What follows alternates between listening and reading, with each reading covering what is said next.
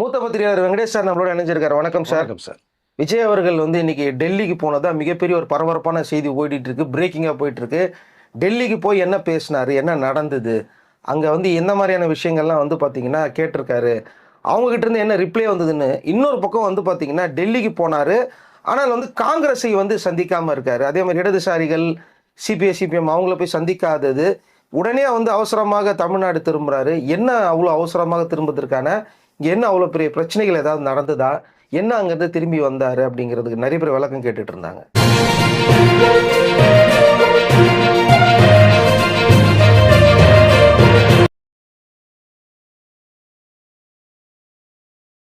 இப்போ ஆக்சுவலாக தமிழக முதலமைச்சர் விஜய் அவர்கள் பதவியேற்ற போது 3 முக்கிய கோப்புகளை கையெழுத்து போட்டு தெரியும். சிங்கப்பெண் அதிரடிப்படைன்ற அது போட்டாங்க. பெண்கள் பாதுகாப்பு ரொம்ப முக்கியமாக தனியாக காவல்துறை அதிகாரி நியமித்த ஒரு விஷயம் உங்களுக்கு தெரியும்.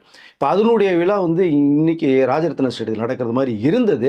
ஆனால் டெல்லி அவர் போன விஷயத்தினால அது இன்றைக்கு அங்கே ஒரு ப்ரோக்ராம் ஒன்று இருந்தது, அது மிஸ் ஆகிருக்கு. இதுவும் மிஸ் ஆகிருக்கு. ஆனால் இப்போ ராஜரத்ன ஸ்டேடியத்தில் நாளை மறுநாளோ அந்த விழா நடைபெறது மாதிரி இருக்குது. ஏன்னா இது முதலமைச்சருடைய நேரடி பார்வையில் அவருடைய துறையில் இது இயங்கக்கூடிய செயல் இது. இப்போ அந்த சிங்கப்பெண் அதிரடிப்படைக்கு பார்த்தீங்கன்னா வேற ஒரு யூனிஃபார்ம் ஒன்று புதுசாக கொடுத்துருக்காங்க. காக்கி பேண்ட்டு நார்மல் போலீஸ்னாலே, மேலே காக்கி ஷர்ட்டு ஒயிட் ஷர்ட் டிராஃபிக் ஒன்று வரும். பட் அதை தவிர பார்த்தீங்கன்னா ஒரு ப்ளூ ஷர்ட் ஒன்று கொடுக்கப்பட்டிருக்கு. நீங்கள் நிறையா நீங்கள் இங்கிலீஷ் படம் இந்த ஃபாரின்லாம் பார்த்தீங்கன்னா போலீஸ் ஆஃபீஸர்ஸ் பெண்கள் எப்படி இருப்பாங்கன்னா அது ஒரு கலர் டோனே உங்களுக்கு தனியாக இருக்கும். அது பார்க்கும் போதே ஒரு மாதிரி ரொம்ப நம்மள ரொம்ப ரொம்ப நாள் இருக்குன்னு வச்சுங்களேன். அந்த மாதிரி ஒரு யூனிஃபார்ம் கொடுத்து தனியாக ஒரு ட்ராவல், நீங்கள் எங்கேயே எந்த தூரத்தில் இருந்து பார்த்தாலுமே இது சிங்கப்பெண் அதிரடிப்படையோட சேர்ந்த காவலர்கள், பெண் காவலர் அப்படிங்கிறது மாதிரி நமக்கு தெரியுது மாதிரி ஒரு யூனிஃபார்மை செலக்ட் பண்ணி கொடுத்துருக்காங்க. இதில் பார்த்தீங்கன்னா முக்கியமாக காவல்துறையை சேர்ந்தவர்கள் முக்கியமாக சில பேர் நியமிச்சிருக்காங்க. அதில் முக்கியமாக ஐஜி ஒருத்தவங்க இருக்காங்க, அப்புறம் டிஎஸ்பி அது, அப்புறம் காவல் ஆய்வாளர், காவல் உதவி ஆய்வாளர்கள் 8 பேர், 20 அதிகாரிகள் ஸ்பெஷல் நியமிக்கப்பட்டிருக்காங்க. ஸோ ஒட்டுமொத்தமாக இந்த தனி டிபார்ட்மெண்ட்டில் முதலமைச்சருடைய பார்வையில் வருது. இது முக்கியமாக இந்த ஸ்கூல், காலேஜ், ஐடி நிறுவனங்கள். ஸோ இந்த பக்கம் பார்த்தீங்கன்னா பெண்கள் இருக்கக்கூடிய அதிகபட்சமான இடங்கள்ல இவருடைய நேரடி பார்வையில் அவர்கள் ஃபுல்லாக ரவுண்ட்ஸ்லேயே இருப்பாங்க. அவர்களுக்கு ஒரு தனி ஸ்பெஷல் நம்பர் வேறு கொடுக்கப்பட்டிருக்கு. நீங்கள் ஏதாவது உங்களுக்கு டிஸ்டர்பன்ஸ் இருக்கிற மாதிரி தெரிஞ்சுன்னா உடனே நம்பருக்கு கால் பண்ணால் அவர்கள் உடனே ஸ்பாட்டுக்கு வர்றது மாதிரியானது. ஃபுல்லாக டோட்டலாக பேட்ரோல் மாதிரி சிட்டி பூராமே ரோந்து பணி இல்லை. ஸோ தமிழ்நாடு பூராமே எந்தெந்த இடமோ இவர்கள் முக்கியமாக ரவுண்ட்ஸில் இருக்கிறது மாதிரி இதை. இது தவிர பார்த்தீங்கன்னா இவர்களுடைய ஒரு கம்ப்ளைண்ட் மாதிரி கொடுக்கப்பட்டால் உடனடியாக காவல்துறையில் எஃப்ஐஆர் உடனடியாக போடப்படும், உடனடியாக விசாரணை ஆரம்பிக்கப்படும். குற்றம் செய்ததுன்னா உடனே நடவடிக்கைப்பட்டு ஜெயிலில் போகிறதுக்கான வாய்ப்புகள் நிறைய மாதிரி அந்த ஒரு சிஸ்டமேட்டிக்காக இப்போ இம்மிடியட்டாக பெண்கள் பாதுகாப்பு ரொம்ப முக்கியன்ற அந்த நோக்கத்தில் முதலமைச்சர் இப்போ உடனடியாக அந்த ஒரு விஷயத்தை எடுத்திருக்காங்க. டெல்லி போனதுனால இந்த விழா ஒரு நாளைக்கு தள்ளப்படுது. இது ஒரு புறம் இருக்க. இன்னொரு புறம் பார்த்தீங்கன்னா இந்த பஸ்ஸுகள் போக்குவரத்தில் நிறைய ப்ராப்ளம் வரும். இப்போ கிளாம்பாக்கத்தில் பார்த்தீங்கன்னா இங்கேருந்து வெளியூர் போகிறதே இப்போ தான் சிட்டியிலேருந்து கிளாம்பாக்கம் போகிறதுக்கே ஒரு மணி நேரம் டைம் எடுத்துருது. அது நிறைய பேருடைய கருத்துக்கு இல்லைன்னா இங்கேருந்து போகிறதுக்கெல்லாம் பார்க்க பஸ் ஸ்டாண்ட் போகிறதுக்கு ஒரு வசதி இல்லை அப்படின்றது, அது வேண்டிய வசதியில் ஏற்பாடுகள் பண்ணி தர மாதிரி ஒரு தகவலும் பேசப்பட்டுருக்கு. பட் அங்கே மக்கள் போய் பஸ்ஸில் போய் ரீச் ஆகி கரெக்டான இடத்துக்கு பஸ்ஸு வரல, கரெக்டான ஒரு இன்ஸ்ட்ரக்ஷன் இல்லைங்கும் போது அங்கே ஒரு சின்ன ஒரு போராட்டம் மாதிரி நிறைய மறியல் போராட்டம் மாதிரி விஷயம் நடக்கப்படும் போது இப்போ இதுக்கு முன்னாடிலாம் பார்த்தீங்க அப்படின்னா இங்கே காவல்துறைக்கு ஒரு தகவல் போக அவர்கள் இந்த போராட்டம் பண்ணவர்கள் சமாதான முயற்சி பண்ணி பஸ் வரும் இது வரும்னு சொல்லி சமாதானப்படுத்தி கூட்டு போகிற நிகழ்ச்சியை நம்ம பார்த்துருப்போம். ஆனால் இங்கே பாருங்கள் டிவி காட்சிகள் போக்குவரத்து அமைச்சர்னா தமிழ்நாடு பார்த்தீங்கன்னா உடனடியாக ஸ்பாட்டுக்கு போய் அவரிடத்துல பேசி இந்த மாதிரி பிரச்சனை வராத அளவுக்கு நம்ம பார்த்துக்குவோம், இனிமேல் உங்களுக்கு கரெக்டாக வருங்கிற அளவுக்கு பேசப்பட்ட ஒரு தகவல் இருக்குது. டிவிகேல அமைச்சர்கள் தான் இப்போ நேரடி பார்வையில் எந்த ஸ்பாட்டுக்குனாலும் அவர்கள் உடனடியாக போகிற சம்பவங்கள் நிறைய பல ஊர்களில் தமிழ்நாடு சேர்ந்தவர்கள் போயிட்டுருக்காங்கிற அந்த விஷயம் ஒரு தகவல் ஒன்று வந்துகிட்ருக்கு. இப்போ இது தவிர பார்த்தீங்கன்னா விஜய் அவர்கள் தமிழ் டெல்லி போன விஷயத்தை ஒன்று சொன்னீங்க. டெல்லி இப்போ இறங்கும்போது எனக்கு ஒரு சின்ன பழைய ஞாபகம் ஒன்று வருது. இதற்கு முன்பாக ஒரு 3 மாதத்திற்கு முன்பாக பார்க்க போனால் சிபிஐ என்கொயரிக்காக 2 முறை டெல்லி போன ஒரு சம்பவம் தான் இருக்குது. பட் அப்போ போகும்போது பார்த்தீங்கன்னா ரொம்ப கேஷுவலாக போனது, அங்கே அவருக்கு ஃபேன்ஸ் நிறைய உருவானது, கை தட்டினது, காமிச்சது, இவர் தம்ஸ் அப்பில் கை காமிச்சிட்டு போன விஷயங்கள் வரும்போது ரொம்ப புண்ணையோடு வந்தது. நிறையா சம்பவங்கள் இருக்குது. ஒரு சிபிஐ என்கொயரினா நிறைய பேர் தப்பு செய்தால் தான் பயப்படணும், எதுவுமே செய்யலைங்கும் போது ஒரு விசாரணைங்கும் போது அவர் போன விஷயத்தை நம்ம பார்க்க முடிஞ்சது. அங்கேயே ஏகப்பட்ட கூட்டம், அவ்வளோ கூட்டத்துக்கு மத்தியில் தான் போயிட்டு வந்தார். மூன்றாவது முறையாக அதே டெல்லிக்கு தமிழகத்தின் முதலமைச்சராக போறாரு அப்படிங்கும்போது அது எப்படி ஒரு சிறப்பு வாய்ந்த விஷயமா பார்க்கப்படுது. இங்கே வேற கூட்டம், அதுக்கே அவ்வளவு கூட்டம் வந்ததுன்னா இப்போ முதலமைச்சர் வரும்போது ஏகப்பட்ட கூட்டம் வரும்னா தமிழ்நாடு இல்லத்தில் பார்த்தீங்கன்னா நிறைய முதலமைச்சர் நம்மளுடைய போகும்போது டெல்லி போகும்போது தமிழ்நாடு இல்லத்தில் தான் தங்கியிருக்காங்க. விஜய் அவர்களுக்கு ஒரு ஸ்பெஷலாக தயார் செய்யப்பட்டு 50 சிசிடிவி கேமராக்கள் சுற்றிலும் பொருத்தப்பட்டு கிட்டத்தட்ட ஒரு ஒரு 200-300 மீட்டர் சுற்றளவுக்கு பாதுகாப்பில் ஏற்படுத்தி நம்மளுடைய உளவுத்துறை டிபார்ட்மெண்ட் தான் இங்கே போய் பார்த்து அவர் ஸ்பெஷலாக போன விஷயம்.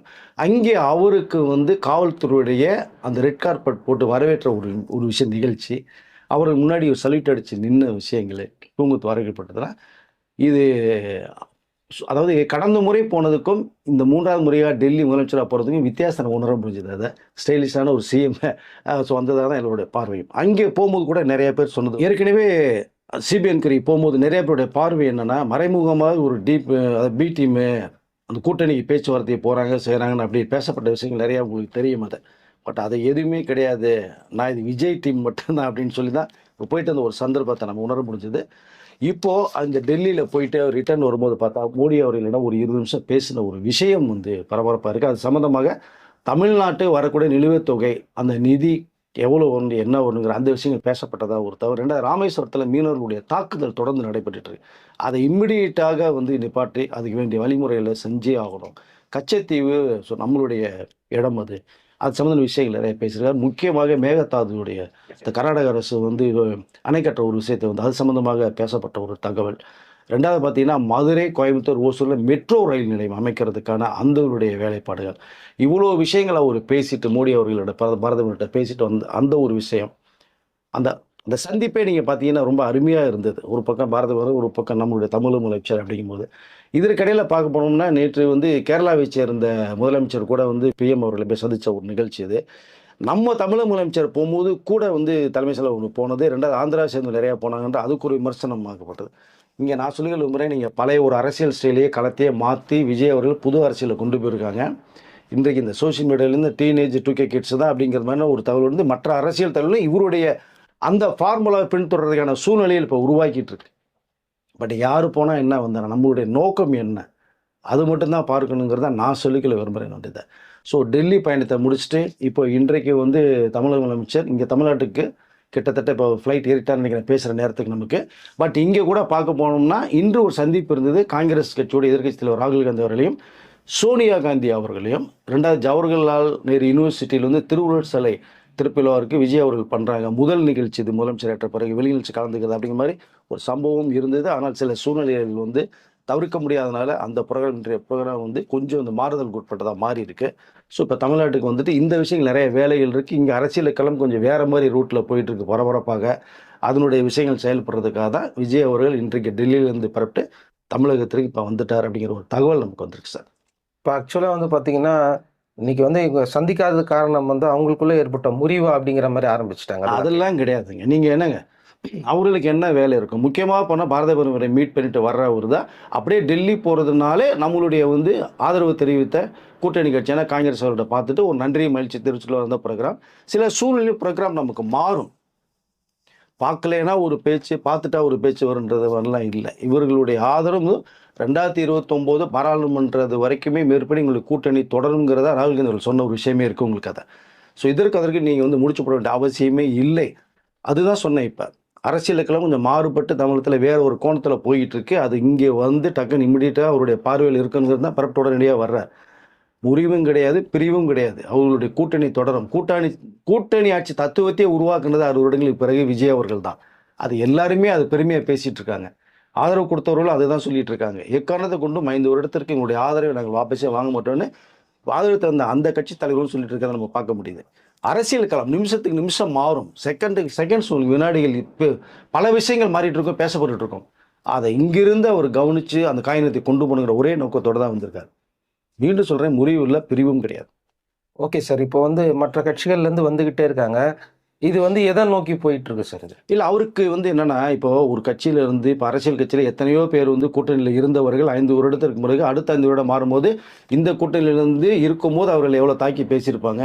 5 வருடத்துக்கு பிறகு இந்த ஊரில் இருந்தாங்க அந்த கூட்டணிக்கு போயிடுவாங்க. திரும்பி இவரில் இருந்ததை வந்து நீங்கள் தாக்கி பேச நீங்கள் பார்த்துருப்பீங்க. இது அரசியலில் சகஜம். அதில் இப்போதைக்கு வந்து தாவைக்கால வரக்கூடிய பல பேர் ராஜினாமா செய்துட்டு கிட்டத்தட்ட ஒரு 4 பேர் வந்துட்ட ஒரு தகவல் இருக்குது. இன்னும் மேற்கொண்டு வர்றதுக்கான வாய்ப்புகள் நிறைய இருக்குது. பட் இது எல்லாமே பார்த்தீங்கன்னா இன்னொரு கட்சியில் இருந்து வந்து பண்ணலை, அவர்கள் ராஜினாமா செய்துட்டு தான் வந்திருக்காங்க. அப்போது கட்சிக்குள்ளே வரவர்களை வந்து அரவணைத்து கொண்டு போகிறது தான் ஒரு ஒரு தலைமைக்காலுக்கு நான் நினைக்கிறேன். நான் இது ஏற்கனவே நிறைய கட்சிகள் இதை செய்திருக்காங்க. விஜய் அவர்கள் புதுசாக செய்யலை. உங்களுக்கு நீங்கள் பழைய வரலாற்றை திருப்பி பார்த்தீங்கன்னா நிறையாவே தெரியும். ஏன் முன்னால் இருந்த ஒரு கிட்டத்தட்ட ஒரு 3 முறை முதலமைச்சராக இருந்தவர்களே இப்பொழுது வேறு ஒரு கட்சிக்கு போய் எம்எல்ஏ வரலைங்களா உங்களுக்கு? அது நடக்கும், நடந்தே தீரும் அதை. பட் இங்கே வந்து நாங்கள் போன பாதை சரியில்லை அப்படிங்கிறாங்க. 4 தோல்விகளை சந்திச்சிட்டோம். நாங்கள் 2019 நாடாளுமன்ற தோல்வியை சந்திச்சிட்டோம், 2021 சட்டசபையை தோல்வியை சந்திச்சிட்டோம், 2024 மீண்டும் நாடாளுமன்ற தோல்வியை சந்திச்சிட்டோம், 26 சட்டசபையை நான் தோற்றுருக்கோம். 4 முறை தோல்வியை சந்திச்சிட்டோம். இனிமேல் வந்து எங்களுடைய தொண்டர்கள் எல்லாமே வந்து ஒரு மாதிரி வந்து எப்படி சொல்கிறது, அவங்க டோட்டல் ஆஃப் ஆகுறாங்க. அப்போ இது வந்து எங்களுடைய தோல்விக்கும் அடுத்த முன்னேற்றத்துக்கு போகும்போது அங்கே ஒத்துழைப்பு இல்லைங்கிற ஒரு நோக்கம் பேசப்படுறதுனால தான் வெளியில் வர்றாங்க. அதனால் ஒரு கட்சியிலிருந்து விருப்பப்பட்டு அவர்கள் கோரிக்கையில் வைக்கிறாங்க, ஏற்றுக்கொள்ள முடியவில்லை, தலைமை ஏற்றுக்கொள்ளப்படும் போது இனிமேல் சொல்லி எந்த பிரச்சனையும் இல்லைங்கிறதுனால ஒரு அடுத்த கட்டத்துக்கு நாக்கெடுத்து கொண்டு போகிறாங்க. இது புதுசு இல்லை, எல்லா கட்சியும் நடந்த ஒரு விஷயம்தான். இப்போ தாவைக்காவில் இணைந்தால் சிறப்பாக இருக்குன்னு செயல்படுறாங்க. அது காரணம் நாங்கள் மக்கள் எம்ஜிஆர் அவர்களை பார்த்தது மாதிரி விஜய் அவர்களை பார்க்குறோன்னு வெளிப்படையாக சொல்கிறாங்க. இப்போ நிறைய கட்சியிலிருந்தும் நிறைய பேர் வந்துகிட்டு இருக்காங்க. பட் நீங்கள் வந்தவர்களை வந்து நீங்கள் அரவணைச்சு போகிறது தான் நான் மீண்டும் சொல்லிக்கிறேன் ஒரு அழகு தலைமை காலத்து. அதுதான் விஜய் அவர்களுடைய தலைமை காலம் செய்யுதுங்கிறத நான் நினைக்கிறேன். பட் பார்க்கலாம், இனிமேல் போக போய் எத்தனை பேர் வர்றாங்கன்னா நிறையா தகவல் வந்துக்கிட்டே இருக்குது.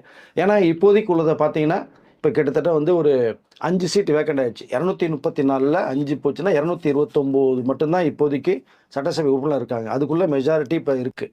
ஸோ இது மீற அடுத்த இடைத்தேர்தல் ஒரு 6 மாதத்துக்குள்ளே வரப்போகுது. அப்போ 5 எலெக்ஷன் நடக்கும்போது டிவிக்கு அதில் மிகப்பெரிய வெற்றியை பெற்றதுன்னா அவங்களுடைய மெஜாரிட்டி ஏறும். ஸோ ஒவ்வொரு வகையில் இது. பட் அவருடைய சொல்லக்கூடிய ஒரு விஷயம், எங்களுக்கு ஆதரவு கொடுத்தவர்களுக்கு எப்போவுமே எங்களுடைய நன்றி எப்போவுமே இருக்கும். அது கூட்டணி ஆட்சி தத்துவத்தை தான் உருவாக்கியிருக்கோம். தமிழ்நாட்டில் கூட்டணி ஆட்சி தான் இருக்கும், அவருக்குள்ள மரியாதை இருக்கும், எல்லாமே சொல்லியிருக்காங்க. பட் இது ஒரு பக்கம் இருக்குது. இன்னொரு பக்கம் வர்றதை வந்து அரவணைச்சு போகணும்னு வந்து விஜய் அவர்கள் நினைக்கிறாங்க. அதுதான் காரணம். இதுக்காக நீங்கள் பிடித்தவர்கள் ஒரு மாதிரி பேசுவாங்க, பிடிக்கவர்கள் ஒரு மாதிரி பேச தான் செய்வாங்க. நீங்கள் பல விமர்சனம் வரதான் செய்யும். விஜய் அவர்களுக்கு தேர்தல் முன்பாக வராத விமர்சனம் வந்துட்டு இருக்கவங்களுக்கு எல்லாத்தையும் தாண்டி வந்தவர், கடந்து வந்தவர். இதையும் அந்த கடந்து போவார். பட் இதுதான் அரசியல். எல்லா பேருமே சொல்கிறது விஜய் அவர்களுக்கு அரசியல் தெரியாதுன்னு நினச்சோம், ஆனால் அரசியல் எங்களுக்கு கற்றுக் கொடுத்துட்ருக்காருன்னு பேச ஆரம்பிச்சிருக்காங்க இப்போ. ஸோ ரசிகர்களும் தொண்டர்கள் பொதுமக்களுடைய ஆதரவு இன்னும் விஜய் அவர்களுக்கு பெருகிட்டு தான் இருக்குது. ஸோ அதன் விளைவாக தான் இப்போ வர்றாங்க. பார்க்கலாம் என்ன நடக்க போகிறது, நம்ம கொஞ்சம் பொறுத்து இருந்து பார்க்கலாம். விஜய் அவர்கள் வந்து புதுசாக டிவி சேனல் ஒன்று ஆரம்பிக்க போகிறதா சொல்லியிருந்தாங்க. அது எப்போ நடக்க போகுது சார்? இல்லை, அதுக்கு வேண்டிய ஏற்பாடை வந்து பேச்சுவார்த்தை போயிருக்கு. அது ட்ராயில் பெர்மிஷன் ஆகும்னா அந்த இது நிறையா விஷயங்கள் ப்ராசஸ் இருக்குது. அது கண்டிப்பாக அது வரதுக்கான வாய்ப்புகள் ஒரு 6 மாதம் 1 வருஷம் டைம் எடுக்கும் நிச்சயமாக. அது வந்து அவர்களுக்கு எல்லாத்தையுமே ஒரு தனி சேனல் இருக்குது இல்லைங்களா, ஸ்ட்ரீம் மீடியா இருக்குது. ஸோ இப்போ அதனால் வந்து ஒரு டிவி சேனல் ஆரம்பித்தாங்கன்னா அவருடைய மக்களுடைய நேரடி விஷயங்கள் பேசுகிறதுக்கும் மக்கள்கிட்ட போய் கருத்துக்கள் கேட்குறதுக்கும் இவர்கள் அது மூலமாக சொல்கிறது வாய்ப்பு இருக்குன்னா அப்படி ஒரு ஐடியா இருக்குது விஜய் அவர்களுக்கு. அது வேண்டிய ஏற்பாடுகளை பண்ண சொல்லியிருக்காரு. அது எப்படிங்கிறத நம்ம பார்க்கலாம், அடுத்த வீடியோவில் நம்ம பேசுவோம். எதுக்காக அப்படி கேட்குறோன்னா, இங்கே வந்து ஒருவும் நெகட்டிவ் மட்டுமே பேசுகிறாங்க, பாசிட்டிவ்களை வந்து வெளியில் வரவே மாட்டுது, நெகட்டிவ் செய்திகளை மட்டுமே கொண்டு போய் சேர்க்குறாங்க மக்கள் மத்தியில் அப்படிங்கிற அதுதாங்க. இப்போ பாரத பிரதமர் போய் பார்த்தாங்க, என்ன பேசுகிறாங்க, என்ன செஞ்சுருங்க, தமிழ்நாட்டுக்கு என்ன சொல்கிறீங்கிற விஷயத்தை பேசுகிறத விட்டுட்டு காங்கிரஸ் கட்சியை பார்க்கல, என்ன காரணம் ஏது காரணம் இப்படி ஒரு விஷயத்தை பேசுகிறாங்க போது ஒரு சைடாகவே தான் எல்லாருடைய பார்வையும் இருக்குது. அது இருக்கும். பட் இதை வந்து எல்லா மக்கள் பார்த்துட்டு தான் இருக்காங்க. டிவிக்கினுடைய தலைமை நிர்வாகமும் பார்த்துட்டு தான் இருக்குது. அதனுடைய செயல்பாடுகள் சிறப்பாக தான் இருக்குது. என்ன நமக்கு ஒரு சைடு நீங்கள் போகும்போது இவர்களுக்குன்னு உள்ள சேனல் இருந்தாலும் அது சரியான முறையில் நியாயமான முறையில் செய்திகள் வரும், மக்களுக்கு கொண்டு போய் சேர்க்கலாங்கிற ஒரு விஷயந்தான். அதனால் லைவ் டெலிகாஸ்ட்டே உங்களுக்கு ஆரம்பித்தாங்க. இப்போ அதனுடைய விளைவாக தான் இப்போ தனிச்சல் ஆரம்பிக்கிறது மாதிரி ஒரு பேச்சுவார்த்தை போய்கிட்டு இருக்குது. ஓகே சார், இன்னும் அடுத்தடுத்த டெவலப்மெண்ட் என்னென்னலாம் இருக்குது அப்படிங்கிறது வந்து எனக்கு தெரியல. ஆக்சுவலாக இந்த டிவி சேனல் அப்படிங்கிறது வந்து நிஜமாக கொஞ்சம் புதுசாக தான் இருக்குது. ஏன்னா இதுக்கு முன்னாடியே சொல்லிட்டு இருந்தாங்க டிவி சேனல் வரப்போகுது அப்படிங்கிற மாதிரி. இப்போதைக்கு ஒரு யூடியூப் சேனல் மட்டும்தான் போயிட்டுருக்கு நான் நினைக்கிறேன். ஆக்சுவலி ஏன்னா டிவி சேனல் ஆரம்பித்தா நிறைய சேனலுக்கு இருந்து ஒருதலைபட்சமாகவே வந்து நிறைய விமர்சனங்கள் வந்தது. அப்போது இந்த சோசியல் மீடியாங்கிறது இல்லாமல் இருந்தால் அதை மக்கள் வந்து அதுதான் உண்மைன்னு நினச்சி ஒரு மாதிரி ட்ராவல் பண்ண சம்பவங்கள் நேரங்கள் நிறையா இருக்குது. பட் இங்கே சோசியல் மீடியா தான் இன்னைக்கு வந்து பெரிய ஹைலைட்டாக அமைஞ்சிருக்கு அப்படிங்கிற விஷயம் வந்து கருதப்படுது. அது நிஜம், மறுப்பதற்கு இல்லை. மக்களுக்கும் விஜய் அவர்களுக்கும் ஒரு பாலமாக இருந்து சோசியல் மீடியாங்கிற கருத்து இருக்கு. பட் அந்த நேரத்தில் இது இது தானாகவே உருவான ஒரு விஷயம். அவர்களுக்கு ஆதரவு தெரிவிச்சது, சூழ்நிலையை உணர்ந்து எல்லா பேருமே பேசின விஷயம். பட் அவர்களுக்கென்று ஒரு சேனல் இருக்கும்போது இங்கே ஒரு விஷயம் பேசும்போது அவருக்குள்ள விளக்கங்களை நம் இவருடைய சேனல் வாயிலாக மக்களுக்கு சொல்றதுக்கு வாய்ப்புகள் நிறையா இருக்கும். அதன் விளைவாக தான் மக்களிடம் நேரடியாக தொடர்பு கொள்ள வச்சுக்கணுங்கிற ஒரே நோக்கத்தோடு தான் அந்த சேனல் ஆரம்பிக்கிறது மாதிரி ஒரு விஷயம் இருக்குது. விரைவில் ஆரம்பிக்கப்படும். Okay sir. கீழே அவங்களே வந்து கமெண்ட் செக்ஷனில் வந்து சொல்லிட்டோம், டிவி சேனல் வந்து ஆரம்பிக்க போகிறாங்க. மற்றும் உங்களுக்கு வேறு ஏதாவது கேள்விகள் இருக்குதா? இந்த ஆட்சியில் வந்து எப்படி போயிட்டு இருக்கு இப்போ வரைக்கும்? ஓட்டு போட்ட நீங்கள் என்ன சொல்ல விரும்புறீங்க அப்படிங்கிறத கமெண்ட் செக்ஷனில் கமெண்ட் பண்ண. அதனால தான் சேனல் ஒன்று ஆரம்பிக்க போயிட்டு விஜய் அவர்களே நேரடியாக அந்த தகவலை சொல்லியிருக்காங்க. இது தவிர மக்கள்கிட்ட வாரத்துக்கு ஒரு முறை நேரடியாக தொலைபேசி வாயிலாக நேரடியில் பேசுகிறது மாதிரி ஒரு சூழ்நிலை உருவாகிட்டு இருக்கு. அதுவும் விரைவில் ஆரம்பிக்க போகிறாங்க. அப்போ மக்களுக்கு நேரடியாக கொண்டு போய் எல்லாத்தையுமே சேர்க்கணுங்கிற ஒரே விஷயம்தான் டிவிக்கு தலைமை நிறுவனத்துக்கு இருக்குது. ஸோ தமிழக முதலமைச்சர் விஜயோடைய எண்ணமும் அதுதான். மக்களோட மக்களாக தினமும் இணைந்து இருக்கணும் அப்படிங்கிற விஷயத்தை தான் அவர் மனசில் கருத்து சொல்ல தான் நிர்வாகிகளுக்கு ஒரு அன்பு கட்டளை கொடுத்துருக்காரு. Okay sir. அடுத்த வீடியோவில் வந்து திருச்சி கிழக்கு பற்றி நிறைய முக்கியமான சில செய்திகள்லாம் வந்திருக்குது. முக்கியமான தகவல்லாம் இருக்குது. யாரும் எதிர்பாராத ஒரு செய்தி ஒன்று வந்துக்கிட்டு இருக்கு நிறைய. அது திருச்சி கிழக்கில் நிறைய பேர் கேட்டுட்டு இருக்காங்க, யார் நிற்க போகிறாங்க அப்படிங்கிற மாதிரி. விஜய் அவர்கள் நின்ன தொகுதி அது. ஸோ அதனால் பெரிய அளவில் ஒரு வெற்றியும் கிடச்சிருக்குது. ஸோ யார் நிற்க போகிறாங்க, யார் அந்த கேண்டிடேட்ஸ், நம்ம எதிர்பாராத யார் அந்த நிற்க போகிறாங்க அப்படிங்கிற முழு விவரத்தை அடுத்த வீடியோ. அது ஒரு விஷயம் ஒன்று இருக்குது. 5 தொகுதிகளுக்கு இடைத்தேர்தல் வரப்போகுது இப்போ 6 மாதத்துக்குள்ள. அதில் யார் நிற்க போகிற ஸ்பெஷல் ஒரு கேட்டகரி ஒன்று பிளான் பண்ணிகிட்டு இருக்கு. இதை தவிர மக்களை சந்திப்பான ஒரு திட்டத்தையும் இப்போ பேசுவார்த்தையில் இருக்கார் விஜய் அவர்கள். உடனடியாக சில மக்களை போய் சந்திக்கணுங்கிறது. அதில் முக்கியமாக கரூர் மக்களையும் பெரம்பூர் மக்களையும் முதன்முறையாக சந்திக்கிறதுக்கு போகிறாரு. விரைவில் சந்திக்கிறேன். Okay sir. நிறைய விஷயங்களை ஷேர் பண்ணிட்டீங்க. அடுத்த வீடியோவில் சந்திக்கலாம். நன்றி. நன்றி.